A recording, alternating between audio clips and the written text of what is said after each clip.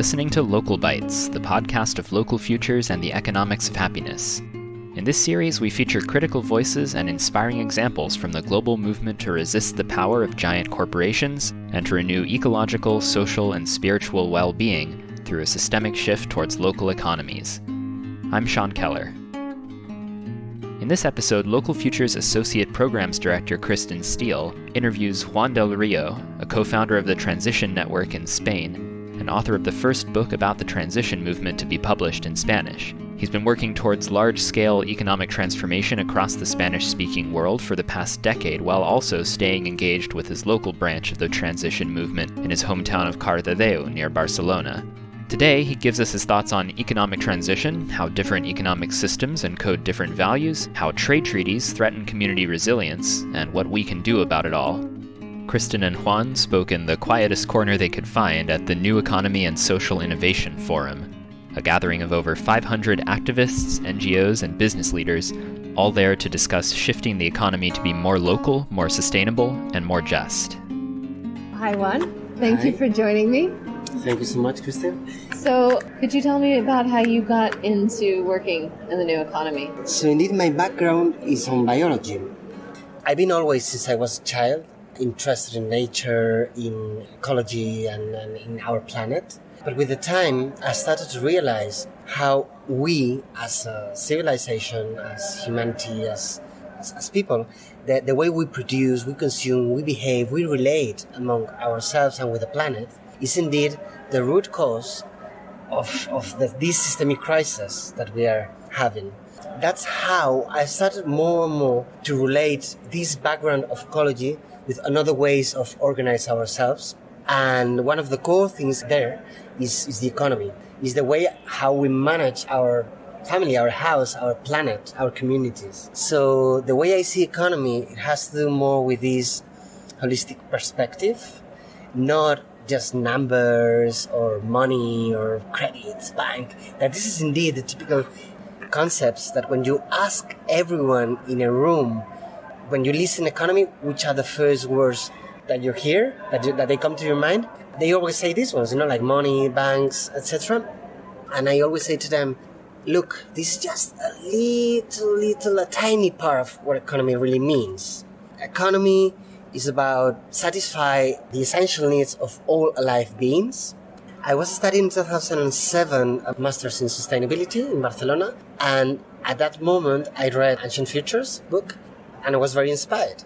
I've been living and traveling in many different places, and I just said, I want to go there and see what's going on and learn more about this ancient culture that locally has been thriving for so long time, and right now, as many others in the world, is really, really threatened by globalization. And could you tell me about the work that you're doing now? So you're very involved with the transition movement. Yeah, I'm coordinating the transition network in Spain, but also working in different international projects, Latin America and in Europe. Basically, what I'm trying to do is to catalyze transition processes at the community level, at the local level, which means projects around local economy, on agroecology, a lot of building community, also inner transition work. And the way I do this, of course not alone, is by raising awareness, by facilitating and training people, by connecting also municipalities with local groups, by writing. I wrote the first book in Spanish about transition already 3 years ago. There's so many different things you can do, because we have to transform the whole system, our language, how we produce, how we relate. So if you are able to do this by looking inside of you, what really motivates you, and this is very important because we're living very challenging and hard moments, and we also need to find some space to enjoy this process. Well, then my next question is the big one, or one of the big ones. Okay. And that is, could you tell me how you see our current global economic system and its role in furthering and creating our social and ecological crises? Its role, is the root cause of the systemic crisis that we're facing right now. We're talking about global growth industrial system, that is based in accumulation of wealth, that is based on depletion of resources, that is based on individualism and competition. It's like the key values of the global economic system, like anthropocentrism, like androcentrism, which means men above women, ethnocentrism, which means white people or Western people above other cultures. All these values are really, really clustered in this economic system. So I think we're talking about a cultural shift to really create new stories, new narratives that include new values, new beliefs. We're not talking about competition is bad and we don't want any competition. It's part also about our behavior, but we don't want a society that puts competition in the center, and this is the only way we can work. Because the reality is that nature and also many different cultures around the world, they have been based on cooperation, like in Ladakh, and they have been evolving and working for really, long time, centuries. Our main challenges are, I think, to attack directly to the roots of this paradigm that has brought us to this situation, and this means to build a new story. As Juan mentioned in his introduction, he was a participant in Local Future's Learning from Ladakh program, in which people from around the world would come to Ladakh in northern India to see firsthand the effects of globalization on the ecologically sensitive region's economy and culture, and how traditional society has done its best to weather the storm. Traditional Ladakh is a classic example of how a society with cooperation as a central value has endured the test of time. For centuries, Ladakhi society had high levels of gender equality, community-level institutions for peacefully resolving disputes and cooperatively producing food, no homelessness, and virtually no ethnic or religious conflict, all in the absence of a competitive capitalist economy based on monetary transactions. With the opening of roads to connect Ladakh with the rest of India, this way of life came under immediate pressure from imported foods subsidized by the Indian government, which undercut local farmers, as well as from increasing tourist numbers and urbanization. This just goes to illustrate that while cooperative societies can be incredibly resilient, the global economy remains a powerful force, and the tools of the global economy, policies that favor big business, unfettered free trade, and so on, will demand every ounce of resistance we can muster.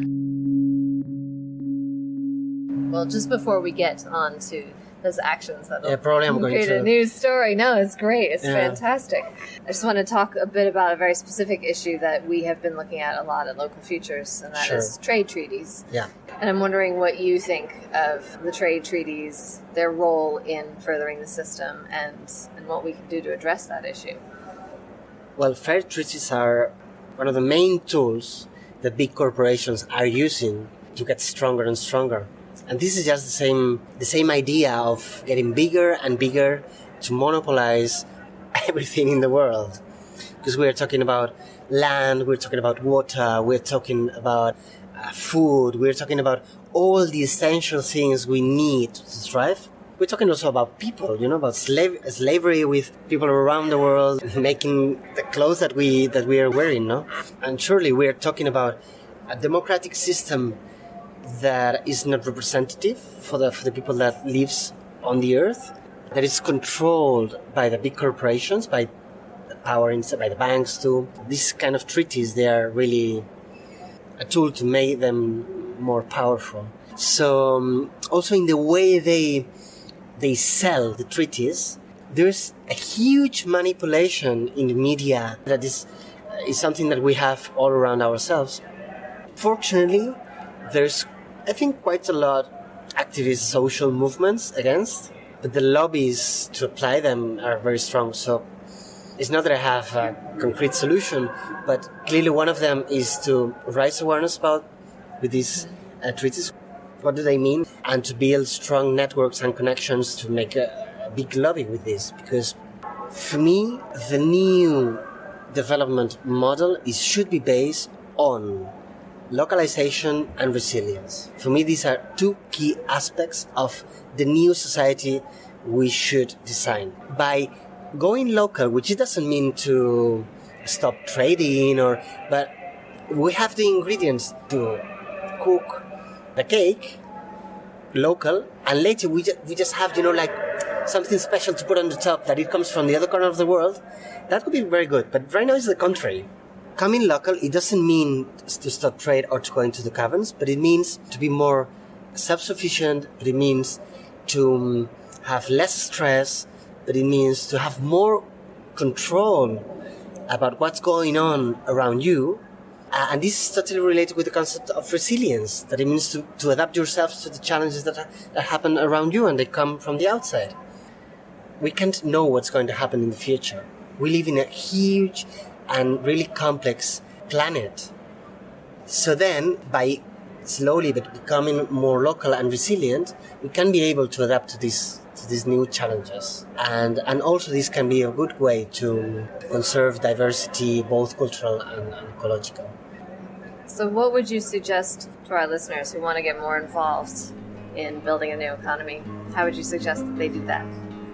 They can do it in many different ways. First of all, because it depends if they are already doing things or not, okay, in the level that they are. But everyone, doesn't matter if you feel that you can do anything, you can do things. First of all, I would tell you that please look around you, because when we talk about economy, we don't talk only about money.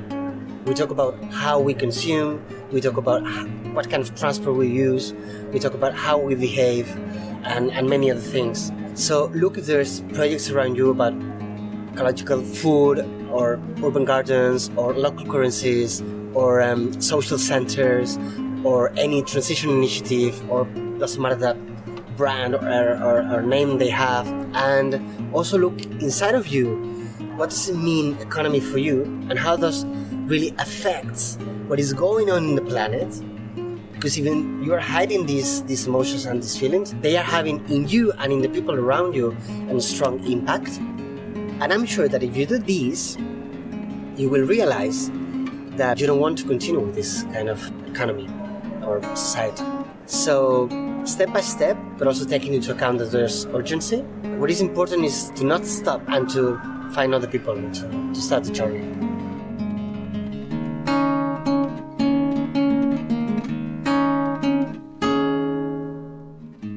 You can subscribe to the Local Bites podcast and listen to or download other episodes on our website, localfutures.org. If you like what you heard, please consider sharing this podcast with your friends in your community, and write to us at info@localfutures.org if you have ideas for other people or topics that we should feature. We'll be back next month with more interviews with new economy leaders who will have more bites of wisdom to share with you all. For myself and everyone at Local Futures, I hope you have a wonderful transition into the new year. And thanks, as always, for listening to Local Bites.